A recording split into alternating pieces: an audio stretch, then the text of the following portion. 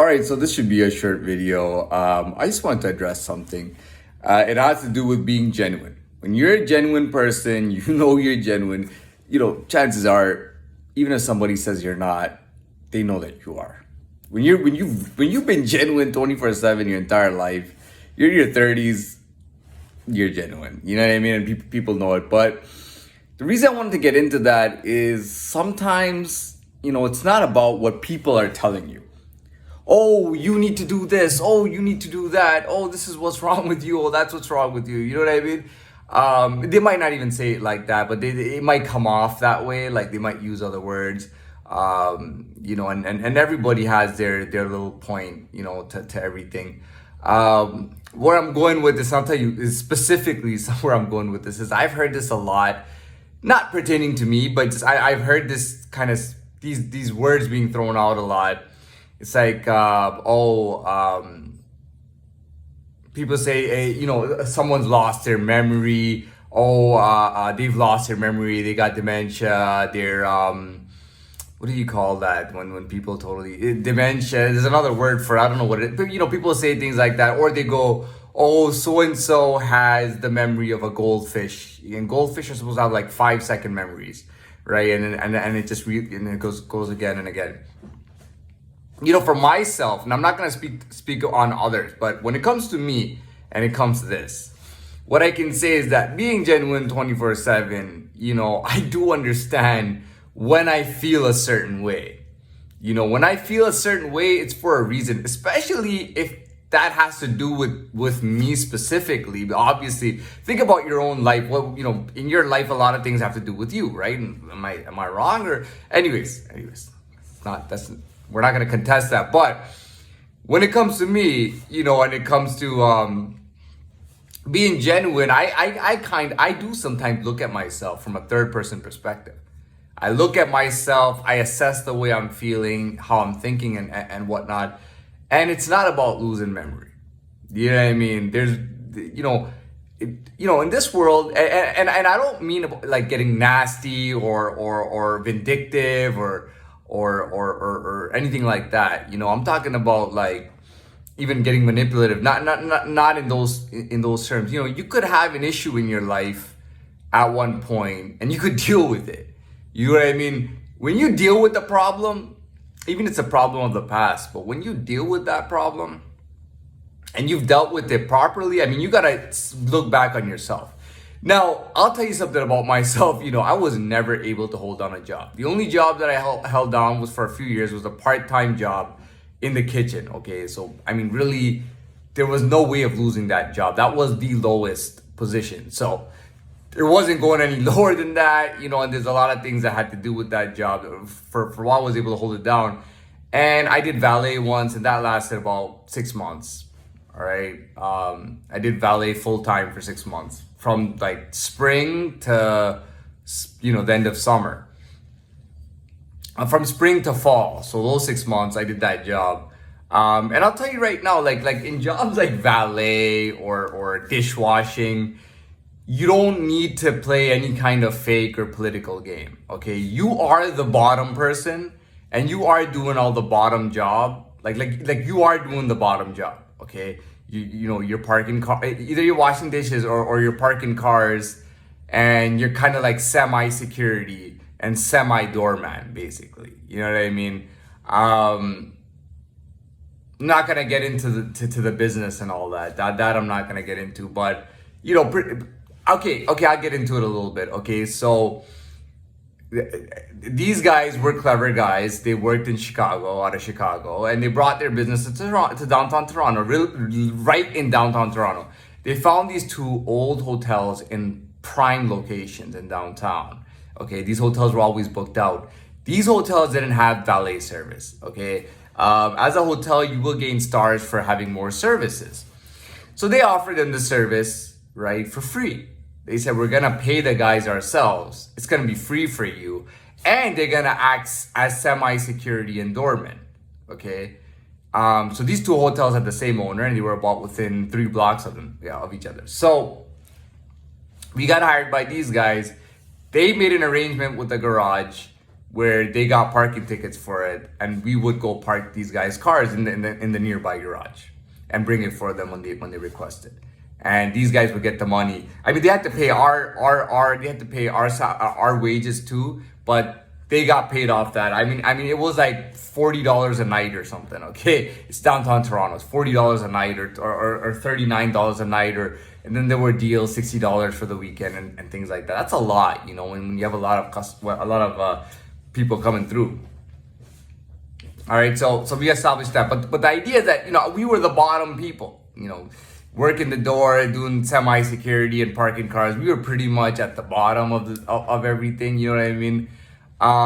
So you're not really going lower than that. Now I'll tell you why that's relevant, because, you know, and I learned this early on. If you wanna act a certain way, if you wanna be fake, it helps a lot in the work world. You know, even from your clothing stores to your electronic stores, your big furniture stores, your retail stores, and all that stuff. You know, you got to understand that, you know, being fake is very practical in today's world. 90% of all these jobs, you got to be fake. You have to build relationships with your coworkers, with your supervisors, with your managers, and you have to sometimes hang out with them. You kiss ass, you suck up to them, you do all this shit. You know, you play nice, you make friends, you play a political game, just kind of like, it's just like watching Bold and the Beautiful and Young and the Restless. It's basic, which I didn't used to watch, by the way. But I mean, I saw a few episodes when I was younger, and we're not gonna get into that. So, you know, and that was a fake game, and I couldn't do it, right? When I was 15, I mean, getting the local grocery store cashier job, again, that wasn't an issue. But, you know, going to Best Buy, getting fired within 2 months, you know what I mean? And never being able to hold down a job. You know, that's how real it was for me, because I couldn't fake anything. I couldn't fake like people. I couldn't fake hate people. You know, I couldn't have fake feelings, because all my feelings had to be genuine. Everything I thought had to be genuine. I couldn't hold down a job like that. My life depended on it. You know what I mean? Because I was never able to fake. Fake is something that the modern world, that's the way it is. Like, the modern world is 95, 98, 99% fake. Okay, everything is fake. Everybody's fake. Everything that's done is fake. Genuine people are very rare. And, you know, they usually have very peculiar backgrounds. Like me, you know, very peculiar type of people, you know, very, you know, odd looking, unique, different looking people.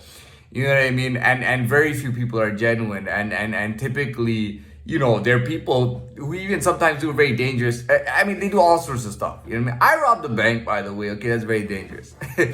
Now, you know, with all this stuff, and by the way, it was not planned or pre-planned. Okay, I ran up in that motherfucker. I robbed that motherfucker, and I got away from there. And there was nobody was tipped off. There was no organization. Okay.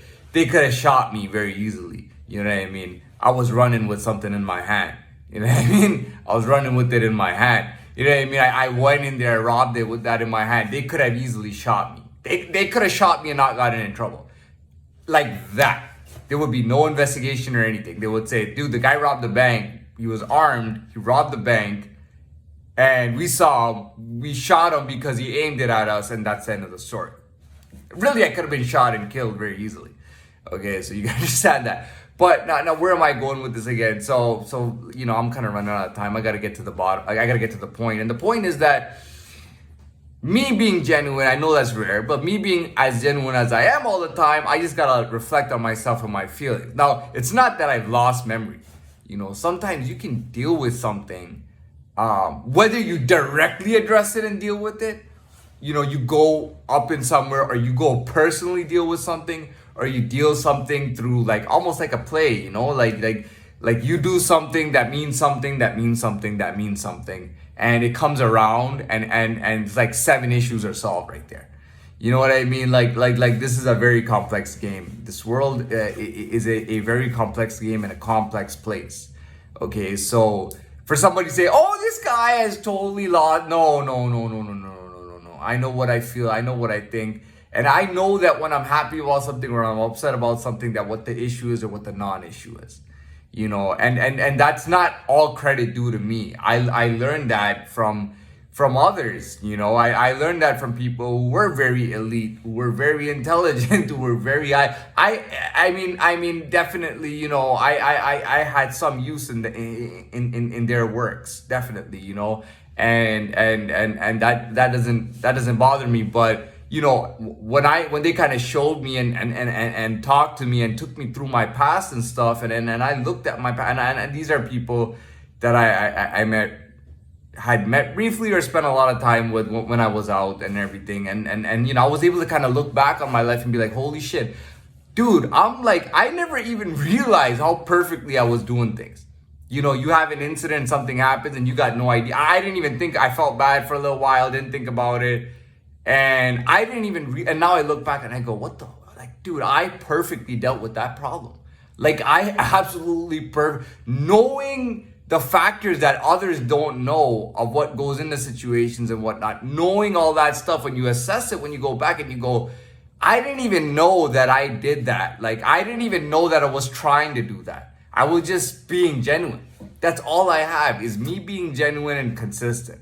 I'm genuine and I'm consistent with everything I do. And somehow I end up doing the right things, whether somebody says I did the wrong thing or not. I always end up doing stuff that's the right things. So if I'm happy or I feel good about something, that's because it's genuine, because I most likely have already dealt with it.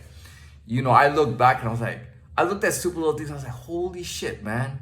Like, I so perfectly dealt with. I didn't even ever make the connection of and sometimes I've done things where I'm like, dude, I've literally taken care of like 6 birds in one stone. Like, it's crazy. Like, when I look back on my past, I was so shocked when I could really see with clarity, not being negative and pessimistic. I was like, holy shit, man, I can't even believe I did some of the things I did. That was so fucking smart for people telling me I was stupid or I didn't have balls. And it was like, no, they were stupid and they didn't have balls and they were fucking bitches, and they were so stupid. They did so many stupid things, and I always was following a system. I was always following a code, So it's just crazy. I'm not saying that. Anyways, we don't need to get into that. But that's what I wanted to talk about. When people say, "Oh, so and so might have a goldfish memory." What is that supposed to mean? Like, goldfish memory. For me, being genuine again, like I know when I've dealt with something. You know what I mean? And when I've dealt with it, I can feel it and I know it and I know it's real.